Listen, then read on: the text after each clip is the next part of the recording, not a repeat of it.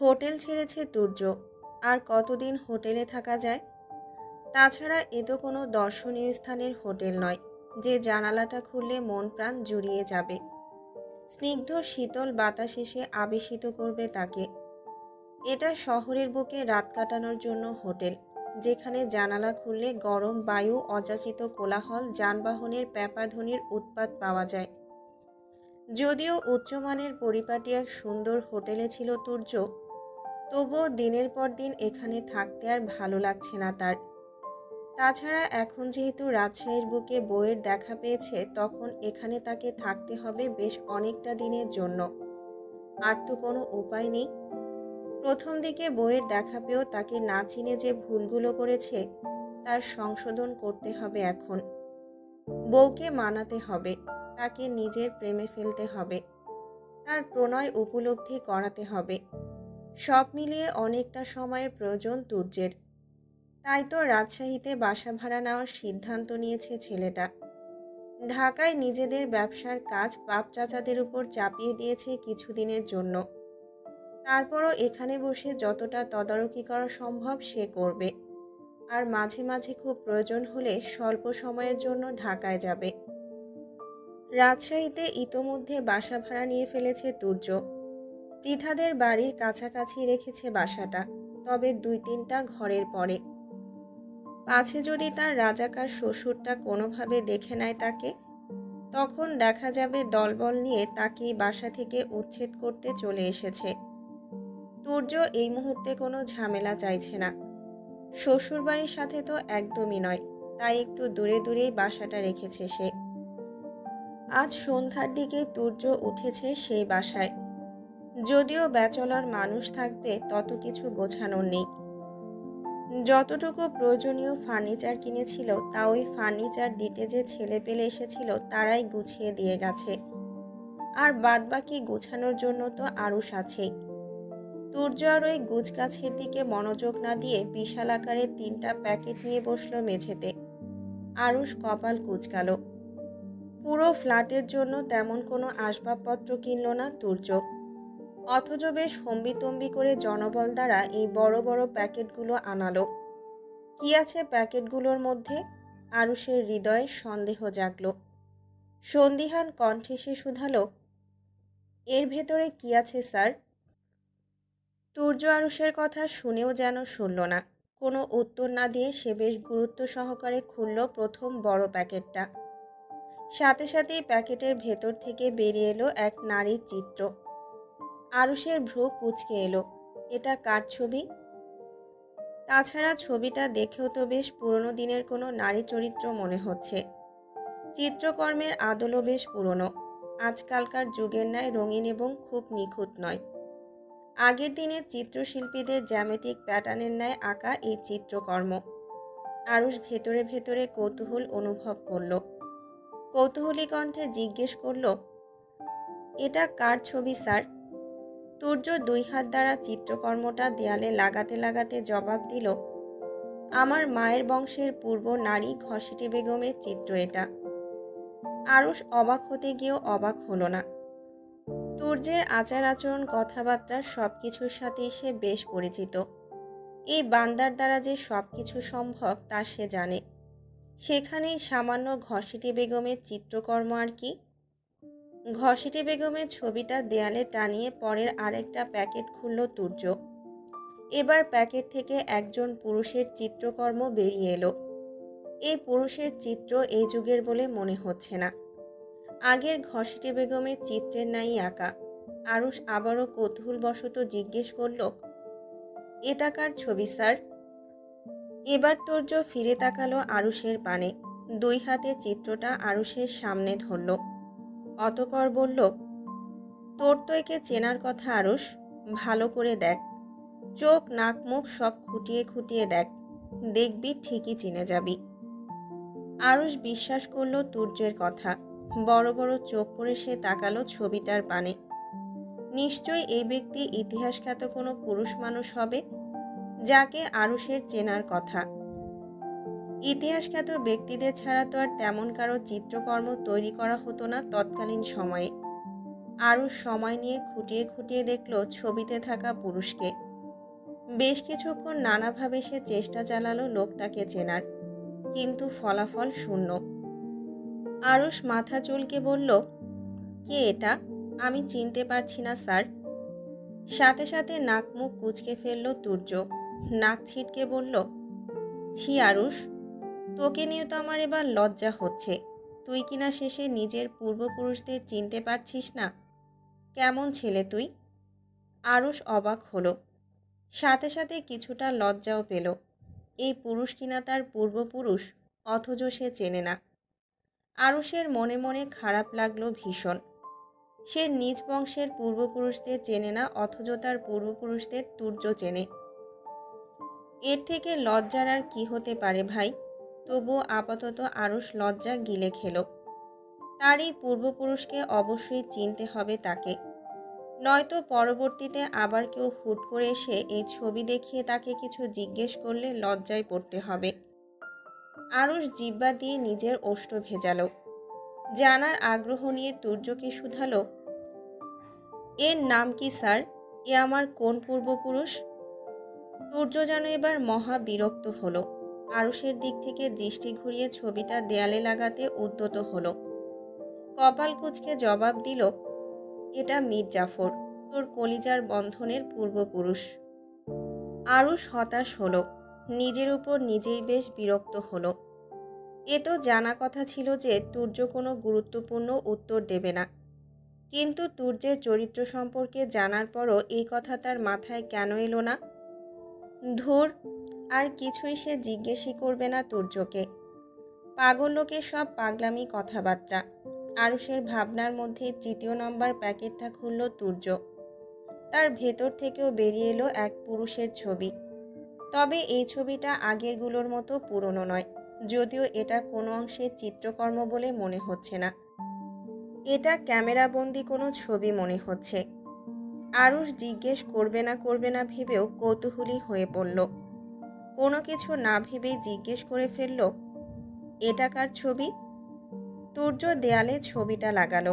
ছবির পানে দৃষ্টি রেখেই বলল, হবে কোনো এক রাজাকারের। আমার রাজাকার শ্বশুরটার ছবি সংগ্রহ করতে পারিনি, তাই আপাতত অন্য একজন রাজাকারের ছবি টানিয়ে দিয়েছি। তবে শ্বশুরের ছবি সংগ্রহ করতে পারলে এই ব্যাটার স্থানে শ্বশুরের ছবিটাই লাগিয়ে দেব, নিশ্চিত থাক। আরুষ ফোঁস করে একটা নিঃশ্বাস ছাড়ল। সে জানতো এমন কিছুই তুর্যর মুখ থেকে বের হবে। তারপরেও কেন জিজ্ঞেস করে নিজের কান নষ্ট করলো কে জানে। আরুষ মাঝে মাঝে ভেবে পায় না সৃষ্টিকর্তাই তুর্য নামক প্রাণীকে কি দ্বারা সৃষ্টি করেছে। এর আগাগোড়া সবটাই অদ্ভুত কথাবার্তা এবং কার্যক্রম দ্বারা ভরপুর। তুর্য ছবিগুলো দেয়ালে টানিয়ে হুট করেই টান টান হয়ে শুয়ে পড়ল ফ্লোরে। বেশ কিছুক্ষণ শুয়ে থেকে হঠাৎ করেই আবার উঠে বসল। আরুষের পানে তাকিয়ে বেশ ভাবুক ভঙ্গিতে বলল, আমার নতুন ঘর, নতুন সংসার। বউকে এনে তো অন্তত একটাবার দেখানো প্রয়োজন, তাই না আরুষ? আরুষ সাথে সাথে তাল মেলালো তুর্যের কথায়। তার হ্যাঁতে হ্যাঁ মিলিয়ে বলল, জি স্যার। ম্যামকে ছাড়া আপনার এই ঘর একদম অসম্পূর্ণ। কিন্তু আরুষের কথা শুনে চোখ জোড়া চকচক করে উঠল তুর্যের। আনন্দের সহিত সে বলল, তাহলে তোর ম্যামকে নিয়ে আয় তাড়াতাড়ি। আরুষ ভরকালো, আমতা আমতা করে বলল, আমি কিভাবে আনবো? তুর্য চোখ ছোট ছোট করে তাকালো আরুষের পানে, থমথমে কণ্ঠে বলল, তা আমি কি জানি? তুই যখন বললি আনা প্রয়োজন তখন নিয়ে আসবি। কিভাবে আনবি তা তুই জানিস। তবে আগামীকাল সকালের মধ্যে আমার বউকে আমি আমার বাসায় যাই, নয়তো তোকে আমি ঠুস করে গুলি করে ঠাস করে উপরে পাঠিয়ে দেব। কথাটা বলেই তুর্য উঠে দাঁড়ালো। আরুষকে আর কিছু বলার সুযোগ না দিয়ে ধূপধাপ পা ফেলে নিজের কক্ষের উদ্দেশ্যে প্রস্থান ঘটালো। আরুষ বেচারা আবেগে ফ্লোরে বসে পড়ল ঠাস করে। কি বিপদে পড়ল সে! কে বলেছিল তাকে তুর্যের হ্যাঁতে হ্যাঁ মিলাতে? আজ তুর্যের কথায় যদি সে তাল না মিলাতো তবে এত বড় একটা বিপদে তো পড়তে হতো না। এখন সে কিভাবে পৃথাকে নিজেদের বাড়িতে আনবে? ভয়ঙ্কর স্বামীর দজ্জাল বউকে কিভাবে বাগে আনবে? এমনি মেয়ের যা তেজ। সুদীর্ঘ এক রাতের সমাপ্তি ঘটিয়ে সকালে দেখা মিলেছে। সূর্যের ফুটফুটে আলোয় ভরে উঠেছে চারপাশ। আরুষের কাল রাত্রে ঘুম হয়নি একটুও। গতকাল সারারাত শুধু এই চিন্তায় চিন্তায় কেটেছে যে পৃথাকে এই বাসায় কিভাবে আনবে। আর যদি না আনতে পারে তাহলে তুর্য যদি সত্যি সত্যি তাকে ঠুস করে গুলি করে ঠাস করে উপরে তুলে দেয়, তখন কি হবে? তুর্য নামক ওই প্রাণীর না আছে মুখের উপর কোনো বিশ্বাস, আর না আছে হাতের উপর কোনো বিশ্বাস। চিন্তায় চিন্তায় আরুষের প্রাণ ওষ্ঠাগত প্রায়। তাই তো সে সকাল সকালই নেমে দাঁড়িয়েছে বাসার সম্মুখের রাস্তার কাছে। এই পথ দিয়ে তো পৃথা কলেজে যাবে, যদিও সে জানে পৃথার কলেজে যেতে এখনো অনেক দেরি, কিন্তু যাবে তো। আরুষ কোনো ঝুঁকি নিতে চাইছে না। সে যে সময়ে গেটে দাঁড়াবে তার আগেই যদি পৃথা চলে আসে, তখন কি হবে? তাই তাড়াহুড়ো করে ঘরের পোশাক অর্থাৎ 3/4 প্যান্ট এবং টি শার্ট জড়িয়েই উস্কো খুস্কো চুলে হাজির হয়েছে গেটের সম্মুখে। বারবার পৃথাদের বাসার দিকে উকিঝুঁকি দিচ্ছে, আবার একটু পরপর চিন্তিত ভঙ্গিতে পায়চারি করছে। আরুষকে এভাবে পাগলের ন্যায় পায়চারি করতে দেখে তার দিকে এগিয়ে এলো ওই বাড়িরই দারোয়ান। অর্ধবয়স্ক দারোয়ান দুই চোয়ালের সাহায্যে পান চিবোতে চিবোতে আরুষকে উদ্দেশ্য করে প্রশ্ন করল, আপনি কেডা? আরুষ আমতা আমতা করে জবাব দিল, জি নতুন এসেছি। ও, এইটুকু বলে আর দারোয়ান বলল না কিছুই। যেভাবে এসেছিল সেভাবেই প্রস্থান করল। আরুষ আরও কিছুক্ষণ অতিবাহিত করল পৃথার অপেক্ষায়। অবশেষে তার অপেক্ষার অবসান ঘটেছে। ওই তো আসছে মেয়েটা, সাদা কলেজ ড্রেসে নিজেকে আবৃত করে মাথায় হিজাব পেঁচিয়ে। আরুষ সময় ব্যয় করল না একটুও। ব্যস্ত পায়ে ছুটে গিয়ে দাঁড়ালো পৃথার সম্মুখে। হাসি মুখে বলল, আসসালামু আলাইকুম ম্যাম। হঠাৎ রাস্তার মাঝে কেউ পথ আটকাতে বিরক্ত হলো পৃথা। কপাল কুঁচকে সে তাকালো সম্মুখ পানে। আরুষকে দেখে চোখ ছোট ছোট করে বলল, আপনি ওই ব্রিটিশ লোকটার চেলা না?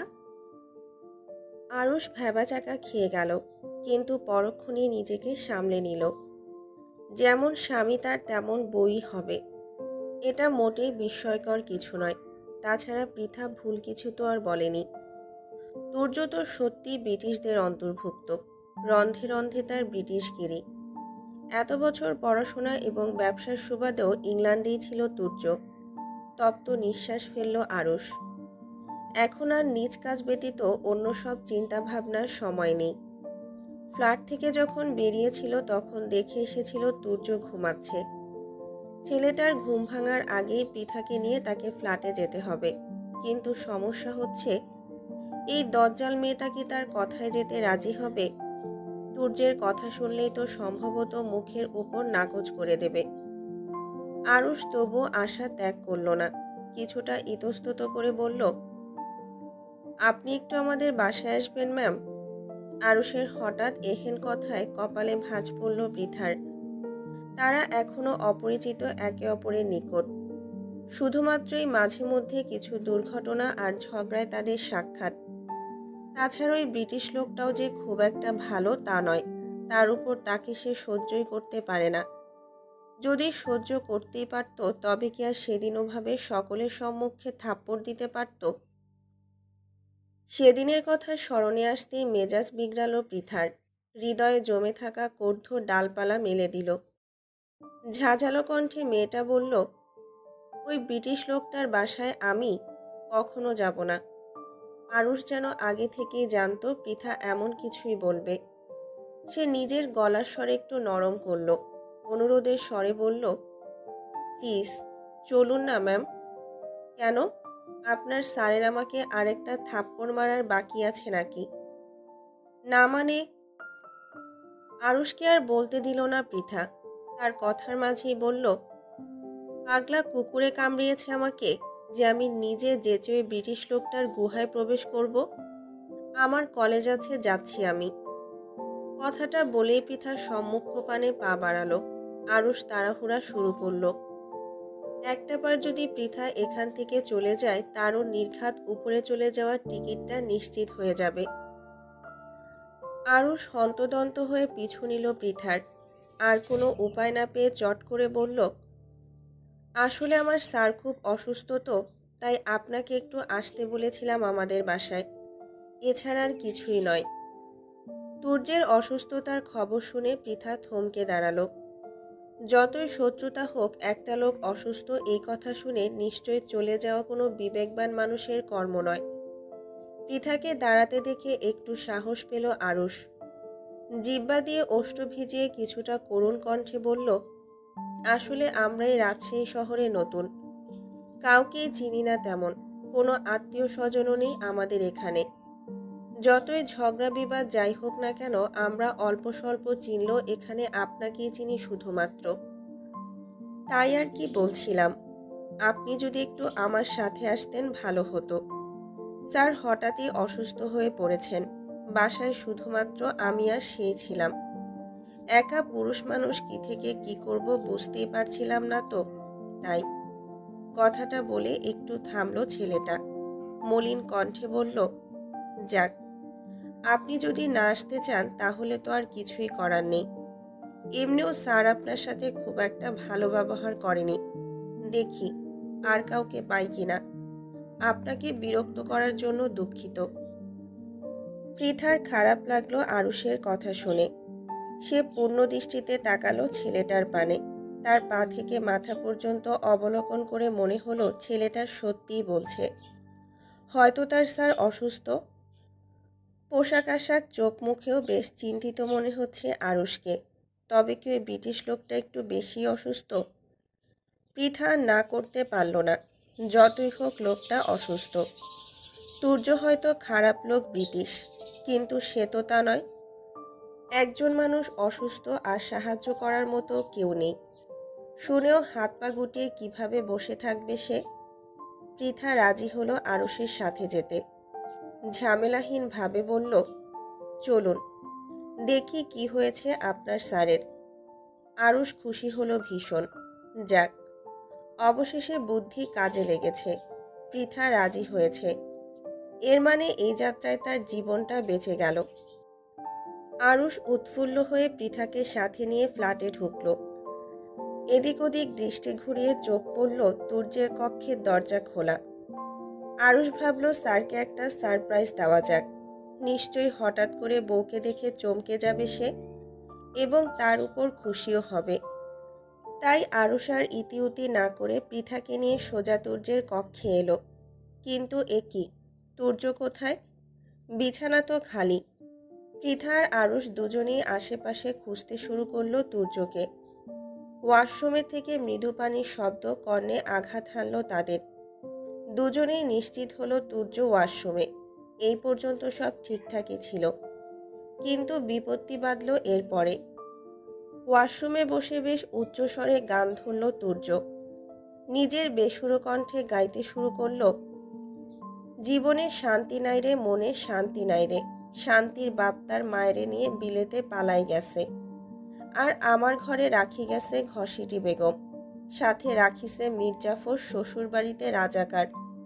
শান্তির বাপ আমারে ধ্বংস করিছে, শান্তির বাপ আমারে ধ্বংস করিছে। তুর্যের কণ্ঠে এমন উদ্ভট মিলহীন সুরের বেসুরো গান শুনে মাথাটা ঘুরে উঠল পৃথার। মেয়েটার খুব করে মনে পড়ল তার প্রিয় কার্টুন ডোরিমনের কথা। আজ কেন যেন মনে হচ্ছে ডোরিমনের জিয়ান টিভি ছেড়ে তার ফাটাবাস কণ্ঠ নিয়ে তুর্যের উপর ভর করেছে। আর সে ঠিক ওই ডোরিমনের কার্টুন জিয়ানের গান শোনার পর সবাই যেমন জ্ঞান হারাতো, তেমনই জ্ঞান হারাবে হারাবে ভাব। তবে শেষ পর্যন্ত পৃথার জ্ঞানটা রক্ষা পেল। তুর্য তার বিখ্যাত গান থামালো। সাথে সাথে স্বস্তির নিঃশ্বাস বেরিয়ে এলো মেয়েটার বক্ষভাগ থেকে। বাবা, কি ঘূর্ণিঝড় নামক গানই না শেষ হয়েছে। তবে এত কিছুর মধ্যে মেয়েটা একটা জিনিস বেশ ভালো বুঝেছে, তুর্য কোনো অসুস্থ টসুস্থ নয়। এই বড় ব্রিটিশের চেলা ছোট ব্রিটিশ আরুষ তাকে মিথ্যা বলে এখানে নিয়ে এসেছে। যেমন জিয়ানের চাপে পড়ে নবিতা মিথ্যা বলে শিজুকা, সুনিও, ডোরিমন এবং অন্যদের নিয়ে আসতো, তার গান শুনতে তেমনি চেলাটাও তাই করেছে। পৃথা কটমট করে তাকালো আরুষের পানে। আরুষ ঢোক গিলল, মিনমিনিয়ে বলল, আমি তো অসুস্থ দেখেই গিয়েছিলাম, হঠাৎ সুস্থ হলো কিভাবে বুঝতে পারছি না। দুজনের কথোপকথনের মধ্যে ওয়াশরুম থেকে তুর্যের ফাটা কণ্ঠে আবারও নতুন গান ভেসে এলো। এবার সে আগের থেকেও জোরে গাইতে শুরু করলো। আমি জুয়ান একটা হাঁসের বাচ্চা, মুরগির বাচ্চার সাথে আমার বাবাই দিছে বিয়া। আমি জুয়ান একটা হাঁসের বাচ্চা, মুরগির বাচ্চার সাথে আমার বাবাই দিছে বিয়া। গানটা গাইতে গাইতেই ওয়াশরুম থেকে বেরিয়ে এলো তুর্য। আশেপাশে তার কোনো খেয়াল নেই। কোমর অবধি শুভ্ররঙা একখানা তোয়াল দ্বারা আবৃত করে নিজ কণ্ঠের গানের তালে তালে সে কোমর দুলিয়ে যাচ্ছে। নগ্নবক্ষে মুক্তদানার মতো পানিতে বিন্দু বিন্দু পানি নিয়ে বিছানার নিকটে গিয়ে দাঁড়ালো সে। শার্ট প্যান্ট সব বিছানার উপরেই রাখা। তুর্য গান গাইতে গাইতে বিছানার উপর থেকে একখানা শার্ট হাতে নিয়ে পাশ ফিরে তাকাতেই চমকে উঠল। তার মুরগির বাচ্চার মতো বউটা তার পানেই তাকিয়ে আছে গোল গোল চোখে। তুর্য ভ্রু কুঁচকাল, ওষ্ঠ বাঁকিয়ে বলল, কি গো মুরগির বাচ্চা, আগে তো রাতের আধারে স্বপ্নে এসে আমার ইজ্জত লুট করতে, এখন দেখছি দিন দুপুরে আমার ইজ্জত লুটের উদ্দেশ্যে চলে এসেছ। আরুষ শুনল তুর্যের কথা। বেচারা বেশ বুঝল তার স্যার পৃথাকে কল্পনা হিসেবে নিচ্ছে। তাকে এখনই তুর্যের ভুলটা ভাঙাতে হবে, নয়তো পরে তার উপরে আবার চোটপাট চালাবে। রুক্ষ কণ্ঠে বলবে, বেটা মির্জাফরের বংশধর, তুই আগে কেন বললি না ওটা কল্পনা নয় সত্যি? এখন তোর ম্যাম যে আমার সব দেখে নিয়েছে, এর দায়ভার কে নেবে? আরুষ একটু এগিয়ে গেল তুর্যের পানে, গলার স্বর একটু বাড়িয়ে বলল, স্যার, ম্যাম আপনার কল্পনাতে আসেনি, সত্যি এসেছে। আরুষের কথায় ধ্যান ভাঙল তুর্যের। ধরফরিয়ে উঠল সে। এর মানে পৃথা তার কল্পনা নয়, সত্যি মেয়েটা এখানে এসেছে, আর এই অবস্থায় তার সামনেও দাঁড়িয়ে আছে। সাথে সাথেই চেঁচিয়ে উঠল তুর্য, চটজলদি বলল, আমার মুরগির বাচ্চা এখানে কেন? পরক্ষণে আবার ছেলেটা দুই হাতে নিজের কোমরে জড়ানো তোয়ালেটা আঁকড়ে ধরল। হড়বড় করে বলল, ভাগ্যিস কোমরে তোয়ালেটা ছিল, নয়তো আমার মান-ইজ্জত এতক্ষণে লজ্জায় গলায় দড়ি দিয়ে আত্মহত্যা করত। পৃথা হতবাক হলো। কি সব বলছে এই পুরুষ, মাথা টাথা কি সব গেছে নাকি? পৃথা অবাক কণ্ঠে বলল, মান-ইজ্জত গলায় দড়ি দিতে পারে? তুর্য কপাল টান করে তাকালো পৃথার পানে, অতঃপর বলল, কেন, ওদের তোমার মানুষ মনে হয় না? পৃথা আহাম্মক বনে গেল। কি বলছে এই পুরুষ, মান-ইজ্জত আবার মানুষ হলো কবে? মান-ইজ্জত মানুষ তো দূরে থাক, ধরা ছোঁয়ারও কোনো বস্তু নয়। ছোটবেলা থেকে সে মান-ইজ্জত শুধুমাত্র এই মুখে মুখেই শুনে এসেছে, কখনো এদের চোখে দেখার সৌভাগ্য পর্যন্ত হয়নি। আর এই পুরুষ কিনা বলছে মান-ইজ্জত মানুষ। পৃথা বোকা বোকা কণ্ঠে বলল, মান-ইজ্জত মানুষ হলো কবে থেকে? তুর্য নির্বিকার, ভাবলেশীনভাবে বলল, মানুষ এখনো হয়নি তো হবে ভবিষ্যতে। ভাবছি বউয়ের সাথে পরিবার পরিকল্পনায় বসবো খুব শীঘ্রই। মুরগির বাচ্চা আর হাঁসের বাচ্চা মিলে গোটা 25 টিয়া পাখির বাচ্চার মতো ছাউপনার জন্ম দেব। তারপর সেই ছাউপনার মধ্যেই বেছে বেছে দুটোর নাম দেব মান এবং ইজ্জত। পৃথা ভরকে গেল, ভরকানো কণ্ঠে বলল, মুরগির বাচ্চা আর হাঁসের বাচ্চা মিলে টিয়া পাখির বাচ্চা কিভাবে হবে? তুর্য বিরক্ত হলো ভীষণ। তার মতো এত বিচক্ষণ একজন মানুষের বউ কিনা এত বোকা, তার এইটুকু কথার মানে বুঝতে পারছে না। নিশ্চয় রাজাকার শ্বশুর আলবদর আলশাম সালাদের মধ্যে থেকে বউটার মস্তিষ্ক এভাবে ফুলে উঠেছে। তুর্যের এখন ভীষণ খারাপ লাগছে। কেন সেদিন বাচ্চা বউটাকে বিয়ের আসরে ফেলে ইংল্যান্ড পাড়ি জমিয়েছিল? সেদিন যদি সে বিদেশে না গিয়ে বউকে আপন করে নিত, বাচ্চা বউটাকে নিজের কাছে রেখে কোলে পিঠে করে মানুষ করত, তাহলে নিশ্চয়ই বউটা এতটা মোটা মাথার অধিকারী হতো না। তুর্য বিরক্তি ভরা কণ্ঠে বলল, আমি বললেই কি ওরা হাঁস মুরগি আর টিয়া পাখির বাচ্চা হবে নাকি? ওগুলো তো আমি ওদের ভালোবেসে বলি, বাস্তবে তোরা সবাই মানুষের বাচ্চা। পৃথার মাথা ঘুরে উঠল। মনে হচ্ছে এখনই জ্ঞান হারাবে এই ভদ্রলোকের যুক্তিতর্ক শুনে। এই পুরুষ এইসব কি উদ্ভট কথা বলছে। প্রথমে বলল মানিজ্জত মানুষ, তারপর কি সব মুরগির বাচ্চা, হাঁসের বাচ্চা, তাদের আবার টিয়ার বাচ্চা। সবটাই মাথার উপর দিয়ে গেল মেয়েটার। এই মুহূর্তে পৃথার নিজেকে কেমন মানসিক রোগী মনে হচ্ছে। আচ্ছা, সে নিজে মানসিক রোগী নাকি পুরুষ মানসিক রোগী, কোনটা? পাবনা থেকে পালিয়ে আবার রাজশাহীতে এসে ওঠেনি তো আবার? আরুষ তুর্যের এই অসুস্থতার কথাই বলেছিল হয়তো। পৃথা চোখ বড় বড় করে তাকালো আরুষের পানে। চোখে পড়ল ছেলেটা কেমন কাচুমাচু ভঙ্গিতে দাঁড়িয়ে আছে। পৃথার ভয় হলো। এ কোন পাগল ছাগলের কাছে এসে পড়ল সে? ছোটবেলা থেকে এমনিই পাগলে ভয় পায় পৃথা। ছোটবেলায় একবার রাস্তায় তাকে একা পেয়ে এক পাগল ধাওয়া করেছিল। সেই থেকেই পাগলে ভয়। এখানেও তো পৃথা একাই, আর আরুষ তো এই পাগলেরই লোক। যদি কোনোভাবে তাকে ধরে মারে, সেদিন তো সকলের সম্মুখে থাপ্পড় মারল। কি জোরে থাপ্পড়টাই না মারল। ব্যথায় তাৎক্ষণিক পৃথার মনে হয়েছিল তার দাঁত নড়ে গেছে। মেয়েটা ভয়ার্ত দৃষ্টিতে এদিক ওদিক তাকালো। অতপর হুট করেই দৌড়ে বেরিয়ে গেল কক্ষ থেকে। পৃথাকে এভাবে দৌড়াতে দেখে হকচকালো তুর্য। সেও ছুটল মেয়েটার পিছু পিছু। কিন্তু দরজার নিকটে আসতেই খেয়াল হলো সে অর্ধনগ্ন। দেহের ঊর্ধ্বভাগে কিছুই নেই, শুধুমাত্র একটা শুভ্র রঙা তোয়ালে জড়ানো নিচে।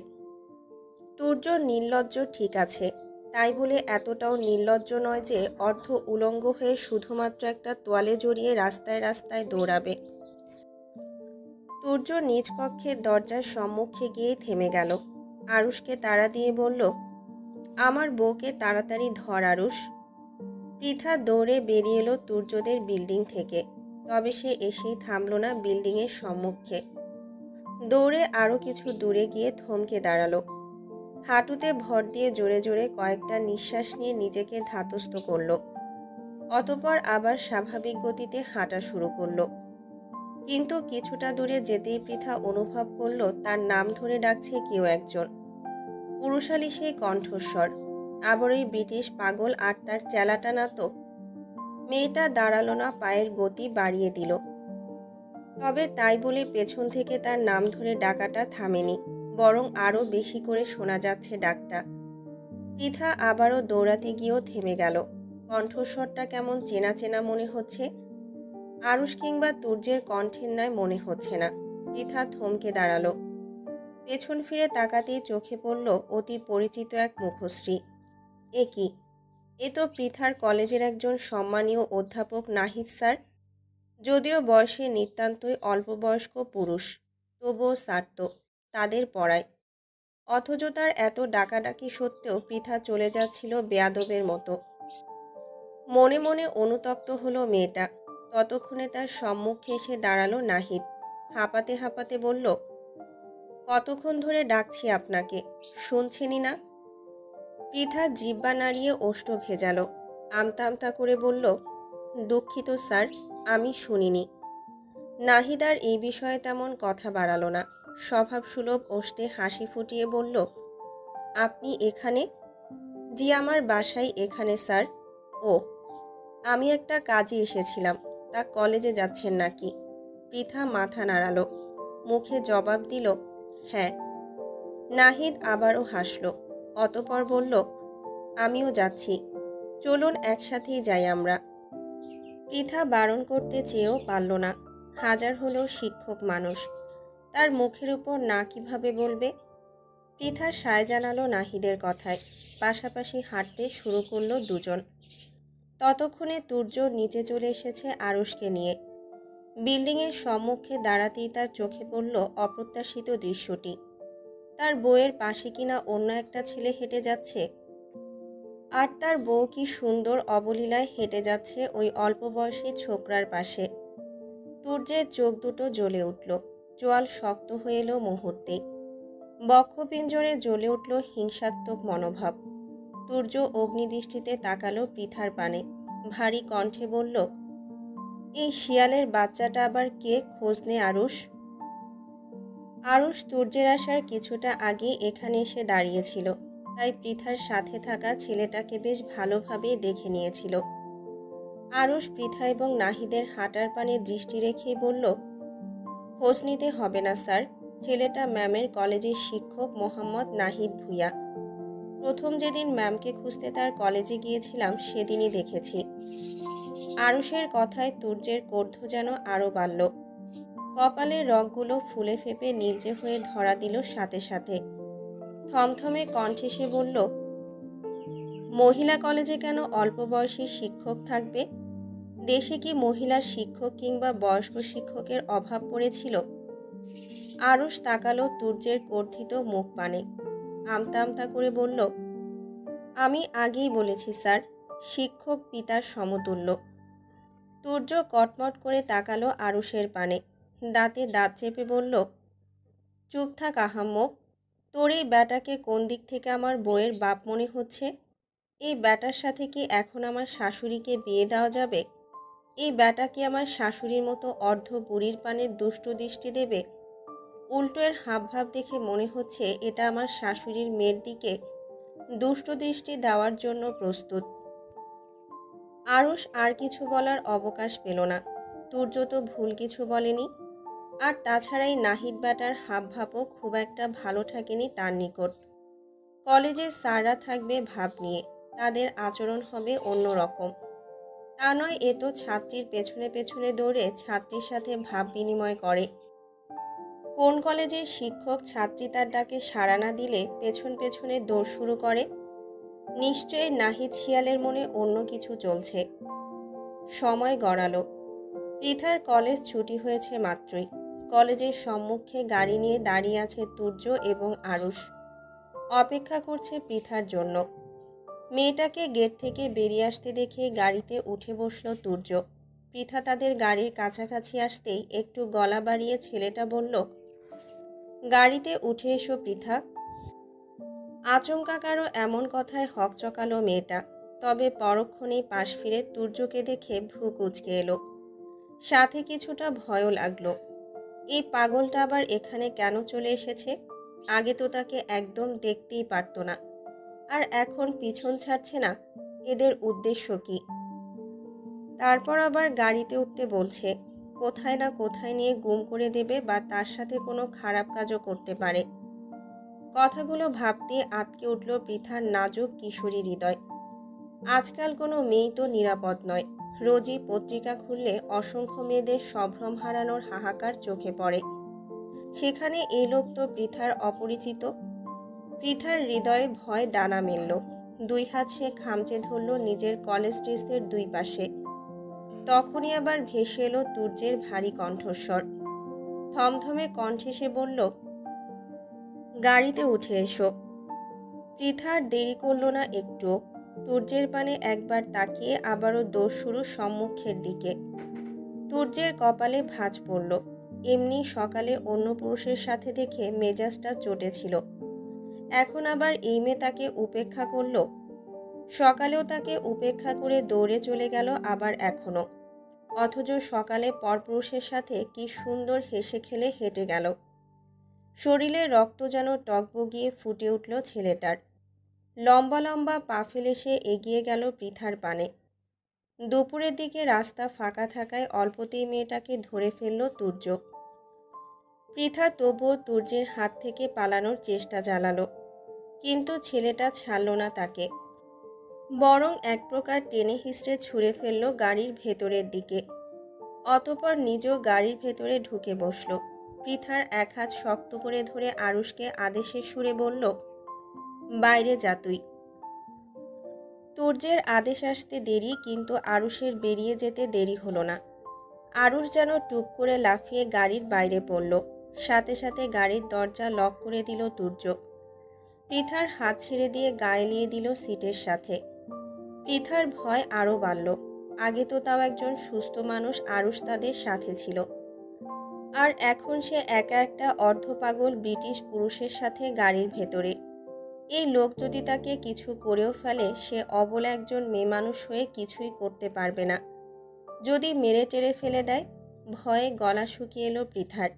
না না, এই পরিস্থিতিতে কোনোভাবেই তাকে দমে গেলে চলবে না। যে করেই হোক নিজেকে নিরাপদ রাখতে হবে। এখান থেকে বেরোতে হবে অতি দ্রুত। পৃথা 2 হাত উঁচিয়ে গাড়ির জানালায় আঘাত করতে শুরু করলো। চেঁচিয়ে বলল, কেউ আছেন? দয়া করে সাহায্য করুন আমাকে। এই খারাপ লোকটা আমাকে তুলে নিয়েছে।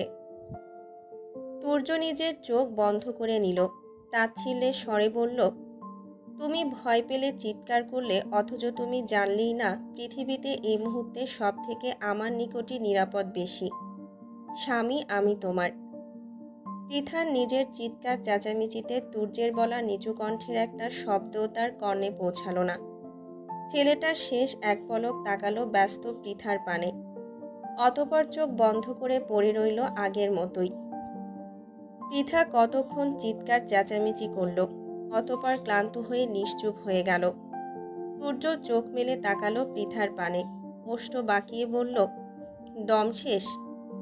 পৃথা কটমট করে তাকালো তুর্যের পানে, ঝাঁঝালো কণ্ঠে বলল, আপনি আমাকে এখানে তুলে কেন এনেছেন? বদলোক একটা। তুর্য নড়ে চড়ে উঠল।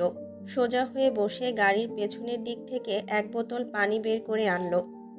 পৃথার পানে বাড়িয়ে দিয়ে বলল, পানি খেয়ে নাও। ইস, হাঁপিয়ে গেছো একদম। পৃথা পানিটা হাতে নিল না, বরং তেতে ওঠা কণ্ঠে বলল, খাবো আমি? আমি আপনার পানি খাবো? নামিয়ে দিন আপনি আমাকে। তুর্যের মেজাজটা সেই সকাল থেকেই চটে আছে। বউ তার, যার জন্য দীর্ঘ সময় অপেক্ষা করেছে, খুঁজতে খুঁজতে ছুটে এসেছে সেই সুদূর ঢাকা থেকে রাজশাহীতে। তবুও বউকে নিজের করে পায়নি।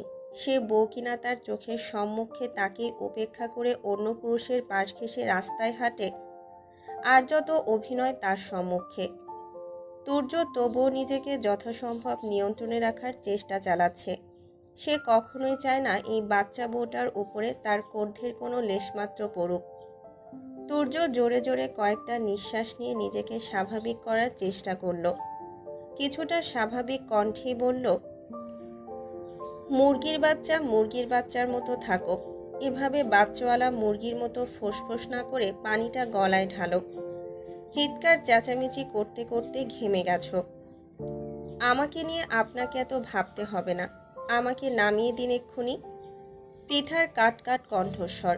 দাঁতে দাঁত চাপল তুর্য। নিজেকে যথাসম্ভব নিয়ন্ত্রণে রেখে বলল, নামিয়ে দেব অবশ্যই, তবে তোমার বাসা পর্যন্ত গিয়ে। আমি আপনার সাথে যাব না, ব্রিটিশ বদলোক। তুর্য এবার আর নিজেকে ধরে রাখতে পারল না। ভেতর থেকে ক্রোধ যেন উপচে বেরিয়ে আসতে চাইছে ছেলেটার। চোয়াল শক্ত হয়ে এলো তুর্যের। তার লম্বাটে পরিপুষ্ট হাতটা বাড়িয়ে হুট করে সে চেপে ধরল পৃথার সুঢলো নরম কোমরখানা। সেখানে বেশ শক্তপোক্তভাবে চেপে ধরে মেয়েটাকে নিয়ে এলো নিজের নিকটে।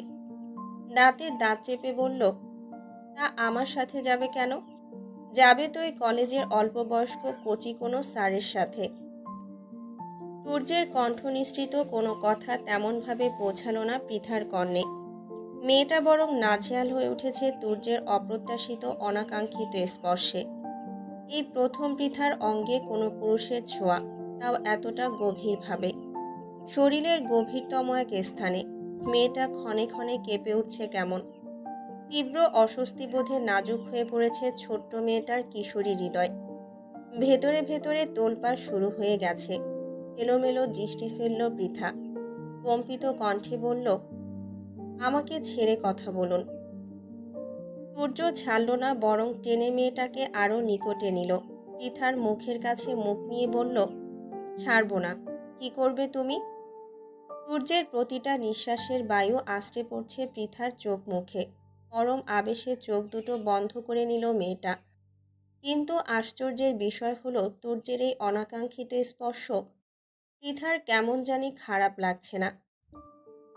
পৃথা শুনেছে পুরুষ মানুষের অযাচিত স্পর্শ খারাপ স্পর্শ বা কুনজর নাকি নারীরা বুঝতে পারে। পৃথাও হয়তো এর আগে এমন স্পর্শের কখনো সম্মুখীন হয়নি। তবে কোনো পুরুষের নজর দেখেই বুঝে নিতে পারত কোনটা ভালো নজর এবং কোনটা খারাপ নজর। তবে আজ কেন এই স্পর্শের মানে সে বুঝতে পারছে না। এই অপরিচিত স্পর্শ খারাপ লাগছে না পৃথার নিকট, আবার ভালোও লাগছে না। কেমন দোটানায় মন মজেছে। লজ্জা, ভয়, সংকোচ, সংশয়ে হৃদয় আবদ্ধ হয়েছে। তবুও কেন যেন পৃথা জোর গলায় কিছু বলতে পারছে না। এটাই বোধহয় পবিত্র সম্পর্কের বন্ধন। লোকমুখে শোনা যায়, বিয়ে নামক পবিত্র বন্ধনে আবদ্ধ হলে দুই নরনারীর মধ্যে সৃষ্টিকর্তা এক অদৃশ্য বন্ধনের সৃষ্টি করে থাকে সাথে সাথেই। কথাটা বোধহয় বহুলাংশে সত্যি। তাই না জেনে না বুঝেও তুর্যের স্পর্শকে খারাপের খাতায় ফেলতে পারছে না মেয়েটা। পৃথা চোখ বন্ধ রেখে শীতল কণ্ঠে বলল, চিৎকার করব আমি। তুর্য বাঁকা হাসল। পৃথার মনের অবস্থা একটু হলেও বুঝল সে। ক্ষীণকণ্ঠে ছেলেটা বলল, প্রথমত তুমি হাজার চিৎকার করলেও তোমার কণ্ঠে উচ্চারিত একটা শব্দ গাড়ির বাইরে যাবে না। দ্বিতীয়ত তুর্য চৌধুরীর হাত থেকে তোমাকে বাঁচানোর সাধ্য কারো এই মুহূর্তে নেই। তুর্য চৌধুরী নামটাই কম্পন ধরালো পৃথার কায়া জুড়ে। এর আগে বহুবারই লোকের সাথে পৃথার দেখা হয়েছে, ঝগড়া হয়েছে, তবে নামটা জানা হয়নি। বারবার ব্রিটিশ লোক বলেই সম্বোধন করেছে তাকে, কিন্তু এই নামটা কেমন পরিচিত পরিচিত মনে হচ্ছে। কোথাও শুনেছে হয়তো, কিন্তু কোথায় শুনেছে পৃথা মনে করতে ব্যর্থ হলো। যেথায় শুনেছে শুনুক তো। এখন এই লোকটার থেকে নিজেকে মুক্ত করাই মেয়েটার একমাত্র লক্ষ্য হওয়া উচিত। কিন্তু সে লেগেছে নামের রহস্য খুঁজতে। তুর্য চৌধুরী নামটা মাথা থেকে ঝেড়ে ফেলে দিল পৃথা। মুহূর্তেই আবার আগের রূপে ফিরে গেল সে। কটমট করে বলল, ছাড়ুন আমাকে, অসভ্য পুরুষ মানুষ। তুর্য দাঁতে দাঁত চাপল। কটমট করে বলল, ছাড়লে ওই চ্যাংড়া স্যারের কাছে যাবে নাকি? সেই পায়তারা করছো? পৃথা তীক্ষ্ণ দৃষ্টিতে তাকালো তুর্যের পানে। তখন থেকে নাহিদ স্যারকে নিয়ে এই লোক অপমানের পর অপমান করেই যাচ্ছে। কেন? নাহিদ স্যারের সাথে তার কোনো সম্পর্ক আছে নাকি? নেই তো। শুধুমাত্র আজ সকালে একটু একসাথে কলেজে এসেছে, তাই এই লোক এত কথা বানিয়ে ফেলল। পৃথা ফুঁসে উঠল। ঝাঁঝালো কণ্ঠে বলল, আমি যার কাছে খুশি যাব, তাতে আপনার কি? আপনি কোন অধিকারে আমাকে এসব কথা বলছেন? তুর্য রেগে গেল। খাবলে ধরল মেয়েটার নরম কোমরের ভাঁজ। কর্ধে হিসিয়ে বলল, কোন অধিকারে বলছি তা তোমার রাজাকার বাপকে জিজ্ঞেস করো। সে খুব ভালোভাবেই চেনে আমাকে, আর আমার অধিকারটাও তার জানা সম্পূর্ণভাবে। পৃথা তেতে গেল। উঁচু কণ্ঠে বলল, একদম আমার বাবাকে উল্টাপাল্টা কথা বলবেন না। আমার বাবা মোটেই রাজাকার না, বরং আপনি ব্রিটিশ। তুর্য মুখ বাঁকালো। নির্লিপ্ত হয়ে বলল, তোমার বাপটা রাজাকার, ভাই দুটো আলবদর আল শামস। তোমার গোষ্ঠীশুদ্ধ সব বেঈমানের দল, শুধুমাত্র তুমি ছাড়া। মুখ সামলে কথা বলুন। তুর্য আলতো হাসল। পৃথার পানে আরেকটু ঝুঁকে বলল, মুখ সামলাবো না আমি। কি করবে? মুখে চুমু খাবে? তেমন ইচ্ছে থাকলে দ্রুত কাজটা সেরে ফেলো। শুভ কাজে দেরি করতে নেই, জানো না তুমি? পৃথা হতবম্ব হয়ে গেল। সব কিছু যেন মাথার উপর থেকে চলে গেল। এতক্ষণ না হয় চেপে ধরেছে কর্ধের বসে, আর এখন চুমু খাওয়ার কথাও বলছে। আগে তো ভেবেছিল এই লোক শুধুমাত্র ব্রিটিশ, তারপরে আবিষ্কার করল এই ব্রিটিশের পাশাপাশি আতপাগল, এখন অসভ্যও বটে। ছি ছি, চরিত্রের কি শ্রী। পৃথার হতবাকতার মাঝেই তাকে ছেড়ে দিল তুর্য। ঠিকঠাক হয়ে বসে পকেট থেকে মোবাইলটা বের করে আরুষকে মেসেজ করলো, গাড়িতে আয়। আরুষ প্রায় সাথে সাথেই গাড়িতে এলো। ড্রাইভিং সিটে বসে গাড়ি স্টার্ট করলো দ্রুততার সাথে। এরপরে সময় কেটে গেল খুব দ্রুত। এমনিও কলেজ থেকে পৃথার বাড়ির দূরত্ব বেশি নয়। তার উপর মেয়েটা চুপচাপ বসে আছে গাড়ির সিটে। আরুষ কিছুক্ষণের মধ্যেই তাদের বিল্ডিংয়ের সম্মুখে এসে থামালো গাড়িটা। পৃথাদের বাসার সম্মুখে আর নিল না। পরে দেখা যাবে ওই রাজাকারের দল তাদের একসাথে দেখে কোনো গন্ডগোল লাগিয়ে দেবে। গাড়ি থামার বেশ কিছুক্ষণ অতিবাহিত হওয়ার পরও পৃথাকে গাড়ি থেকে নামতে না দেখে ভ্রু কুঁচকাল তুর্য। কপালে ভাঁজ ফেলে শুধালো, নামবে নাকি তোমার বাসা পর্যন্ত যাব। পরে তোমার রাজাকার বাপ আলবদর আর আলশামস ভাইরা দেখে ফেললে কিন্তু আমার কোনো দোষ নেই। পৃথা ফুঁসে উঠে তাকালো তুর্যের পানে, তবে বলল না কিছুই।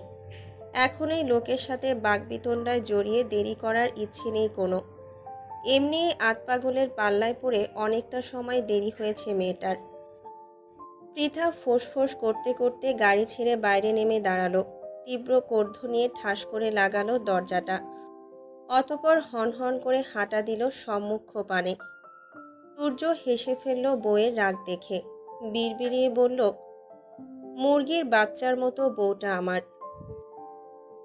আরুর সম্মুখে বসে লুকিং গ্লাসে দেখল তুর্যের হাসি মুখটা।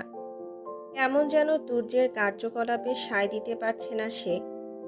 বউকে যেহেতু হাতে পেয়েছে, তাদের বিয়ের কথা বলে দিলেই তো পারে। এত অভিনয় করে সময় নষ্ট করার কি দরকার? তবে এই কথাগুলো তুর্যের সম্মুখে বলার সাহস পায় না ছেলেটা, আবার না বলেও থাকতে পারছে না। বেশ কিছুক্ষণ সময় নিয়ে নিজের ভেতরে সাহস সঞ্চয় করল আরুষ। অতপর তুর্যকে শুধালো, স্যার, আপনি ম্যামকে এখনো বলে দিচ্ছেন না কেন সে আপনার বউ? আপনাদের বিয়ে হয়েছিল?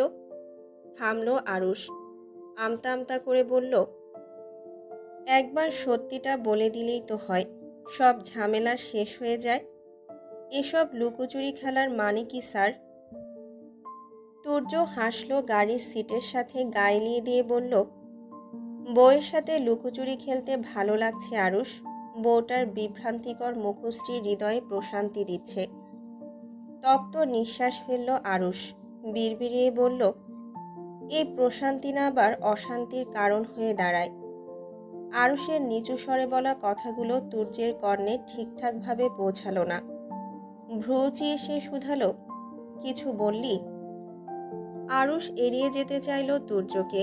এই কথাগুলো শুনলে আবার কি না কি বলে আতপাগল লোকটা, কোনো বিশ্বাস নেই তো। আরুষ কণ্ঠস্বর স্বাভাবিক রেখেই বলল, তেমন কিছু না স্যার।